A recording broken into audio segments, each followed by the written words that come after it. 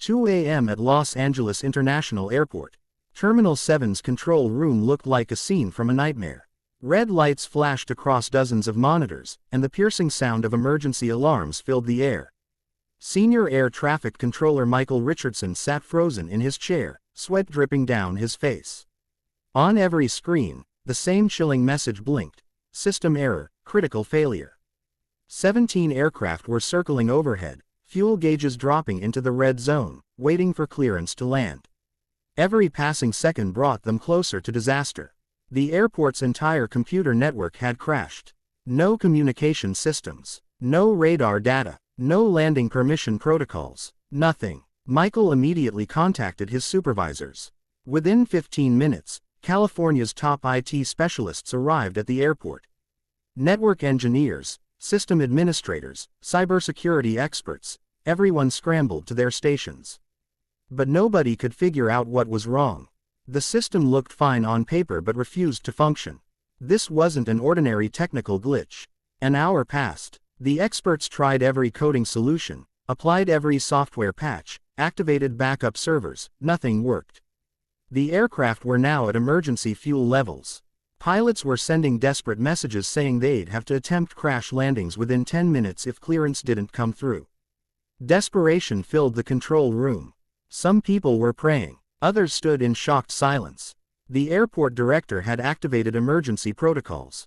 Nearby airports were on high alert. Fire brigades and ambulances were on standby. Everyone was bracing for the worst. Then, from near the terminal's waste management area, came an unusual sound. A small figure in a worn-out orange safety vest, a kid who collected recyclables, was passing through. He looked about 10 or 11 years old. Dirty clothes, messy hair, but his eyes held an unusual spark. This boy's name was Danny Chen. Every night, he came here to collect bottles and cans for recycling. But Danny wasn't just any kid. His story was heartbreaking. 2 years ago, both his parents, his father an aerospace engineer and his mother a computer science professor, died in a plane crash. Danny ended up in the foster care system, but unable to cope with the harsh conditions, he ran away. But before his father died, he'd taught Danny everything about computers. Danny carried an old leather notebook filled with his father's handwritten notes on advanced coding, network systems, and aviation technology. At night, under street lights, this kid would study that notebook like it was sacred text. Tonight, as Danny walked past the terminal, he noticed something wrong. The control room's usual bright lights were dim, and there was chaos everywhere. Security guards were too busy to notice one homeless kid. Danny slipped inside. In the corridor outside the control room, he overheard everything. System crash. Network down. Lives at stake. Danny's heart pounded. He remembered his parents, who died in a plane crash. Could he do something to prevent another tragedy? Danny pulled out that old notebook from his backpack. He opened it to the network troubleshooting section. Then, gathering all his courage, he approached the control room door. "Sir, I think I can help," Danny said to an engineer near the entrance. "Kid, get out of here. This isn't a playground," the engineer snapped. "But I know what's wrong with your system," Danny insisted. Michael glanced over. A homeless kid with a beat-up notebook. At first, he almost dismissed him, but then thought, what did they have to lose? "Security, let him in," Michael ordered. Danny entered. He looked at the screens carefully. Then he opened his notebook and found a specific page. His father had written about a scenario exactly like this: loop lock error in ATC systems. "It's a loop lock error," Danny said. "Your system has trapped itself in an infinite loop. The more you try to restart it, the more it locks itself down. It's a security feature that's been triggered incorrectly." Everyone exchanged glances. They hadn't even considered this possibility. "How do you know this?" a senior engineer asked. "My dad taught me. He was an aerospace engineer," Danny said, tears welling up in his eyes. "Okay, so what's the solution?"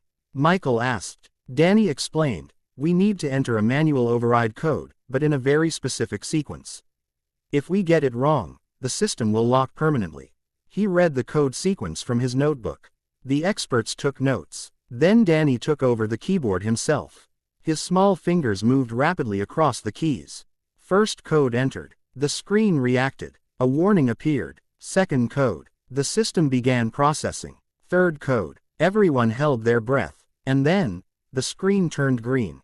System restored. Flashed across the monitors. The radar came back online.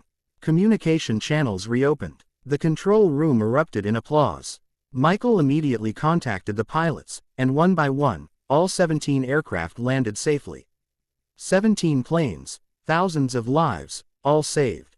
Danny stood there quietly, clutching his notebook to his chest. He looked up at the sky through the window and thought, "Dad, I used what you taught me. Today I saved the lives you couldn't save." Michael put his hand on Danny's shoulder and asked, "Son, where do you live?" Danny told the truth. He'd run away from foster care and lived on the streets, collecting recyclables to survive. That night, the airport director personally met with Danny. The media arrived. The story went viral. Homeless boy saves thousands at LAX. Every news channel carried the headline. Within days, Danny's life transformed. A Silicon Valley tech CEO offered to become his legal guardian. He got admitted to one of California's best private schools. A scholarship fund covered all his education expenses. The governor presented him with a bravery award. But the most important thing was that Danny kept his parents' memory alive. He never let go of that notebook. At 11 years old, he became a hero. Today, Danny takes advanced coding classes, but every weekend he returns to LAX where he saved those lives. There, he teaches computer skills to underprivileged kids like himself, kids who think they have no future. Because Danny learned that talent can make a difference at any age. Whether you're rich or poor, powerful or powerless, if you have knowledge and the courage to use it, you can change the world. That old notebook is still with Danny. In it, he's written a new entry. "Dad, I fulfilled your dream. I learned, I saved lives, and now I'm teaching others."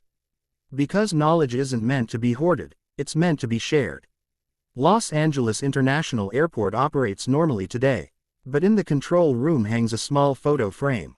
A picture of a 10-year-old boy who came one night with nothing but an old notebook and his determination, saved thousands of lives, and left as a hero. Sometimes heroes don't wear costumes.